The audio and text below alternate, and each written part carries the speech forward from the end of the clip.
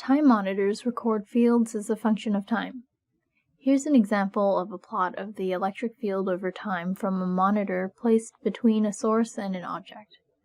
You can see two pulses in the time signal. One pulse is the initial source pulse, and the second pulse of smaller amplitude represents the reflected light. When you add a time monitor, by default the monitor type is a point monitor. You can also have 2D or 3D time monitors, but they require more memory, and the memory required will increase with simulation time. However, you can reduce memory requirements by changing the time window where data is recorded, or setting the number of snapshots to take over the specified time window. By default, the time monitor measures the electric and magnetic fields over time.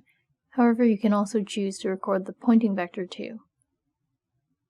The time monitor also returns the Fourier transform of the measured E and H fields as a result called spectrum if the time monitor geometry is point.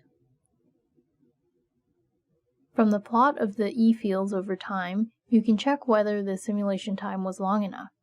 Typically, we want the simulation time to be long enough so that the injected source pulse has time to propagate through and decay or exit the simulation region completely.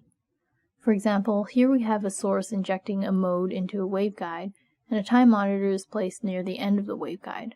If we plot the E field amplitude over time at the time monitor location, we can see that in this case that the pulse has not finished passing through the monitor location before the end of the simulation time, so the simulation time should be increased. From the plot of the spectrum of the E or H fields, you can find the resonant frequencies of cavities by the location of the peaks in the spectrum. In band structure simulations, we inject light to excite modes of a photonic crystal lattice structure and locate resonant frequencies to determine the frequencies of the bands of the crystal. Another use of the time monitor is to record and return data from plugin materials.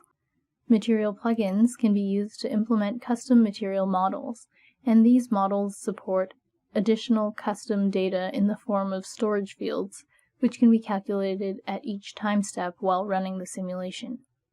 Time monitors can be placed in these structures where material plugins are used, and can be set up to return the storage field data over time by specifying the material plugin name.